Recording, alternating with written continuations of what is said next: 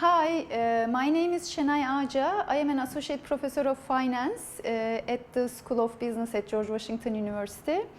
I have been here more than a decade.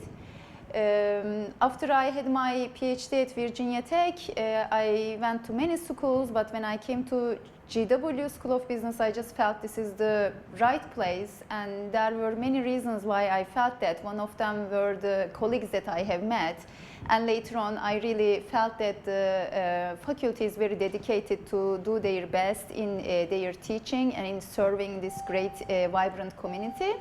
And the other one is you are very close to many important institutions. It is amazing that so many things are so close to you.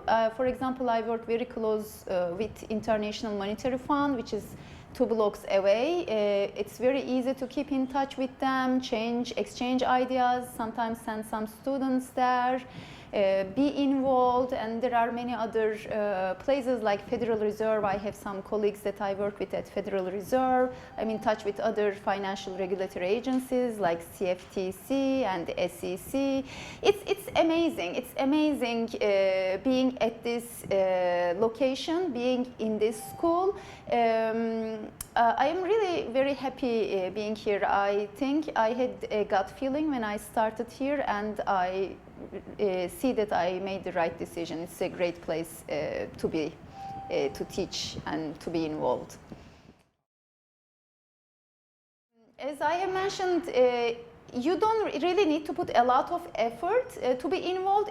Everything is within very close proximity. Especially if you are working in finance, most of the financial policy decisions are made in DC. If it is monetary policy, which affects all the financial markets like interest rates, it is just here, 2 blocks down at Federal Reserve. If it is global policy, what is happening in Europe, what will happen, for example, to Greece, that is decided at International Monetary Fund, which is again 2 blocks away. Or if it is related to emerging markets, it's World Bank, which is again very close distance. If it is related to, let's say, stock market, SEC is here. If it is related to futures markets, CFTC is here. If it is related to banking, FDIC is here. It's amazing.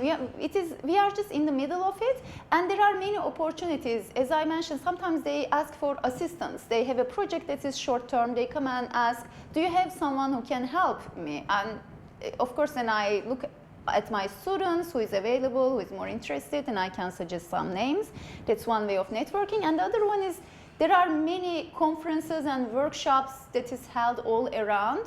That's a great networking opportunity, and it's very hard to decide which one to be involved. It's really a lot. There will be, again, a lot going on in the think tanks as well as these policy organizations.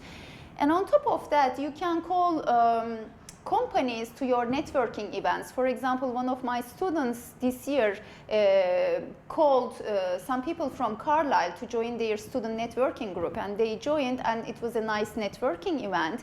So it's not only policy organizations, it can be corporations, private organizations, it can be NGOs. It just depends on whom you want to connect with. DC is a great location. One of my students told me that before she left DC, she didn't realize how blessed she was, because when she started talking about the internships that she had here, they were so surprised that, oh really, did you go to Treasury, for example? Did you have an internship in Treasury? It may be a big deal if you are at another location, but it is so close and you just don't think that it is such a big deal in DC. So it's really a great place to network, to find internship opportunities, and to also decide what you want to do. You may not necessarily want to be in the, let's say, corporate business or regulatory business, government. You have many options that you can explore in DC. It is a wonderful place to be having a finance education.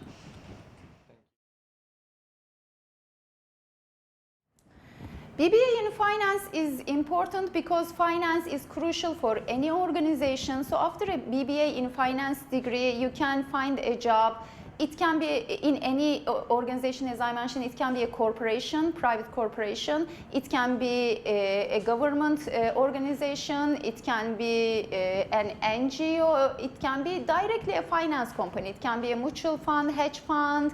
It can be a credit ratings company, or it can be Treasury, Federal Reserve, or it can be an NGO. Why you can find a job in one of these things? Because any organization you want, let's say it's a corporate, private organization, which is a corporation, they need to decide which projects they need to decide which projects to take, and that requires analyzing the cash flows, seeing the risk, analyzing that risk, looking at the return.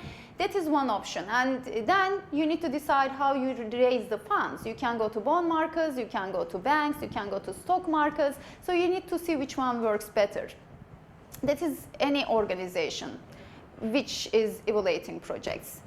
And then you can go directly to investment side. You can go to mutual fund, you can go to hedge fund, then you are really developing a portfolio. You have an understanding of what a bond is, what a stock is, what is the risk, what is the return, and also you learn about the biases of the investors. You may be overconfident and you can correct for those overcorrections. So there are that is one side, and the other one is banks. You can go to banks directly, and when you go to banks, again in the courses you will understand how a banking system works. Why do they take deposits? Why do they give loans? What kind of risks do they face? How interest rate environment affects the banking sector. So you can go to banking sector as well. So these are just few examples. There are so many examples, and we have students that has taken jobs in so many different organizations. You have many choices after you have a degree here.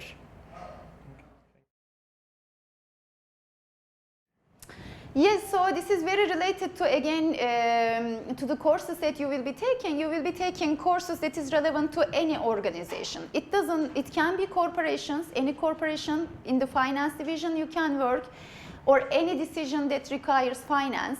You can work in the banking, you can work in investment area, or you can work in government. You can be in the policy making business. You can make in the Treasury, you can make at Federal Reserve, you can work at SEC, or you can work at NGOs. NGOs also need to raise funding, they need to evaluate projects. So it just depends on what you want to do. It prepares you to any thing that has to do with finance. And I want to give an example from my students this year. I had a student who was interested in environment and finance.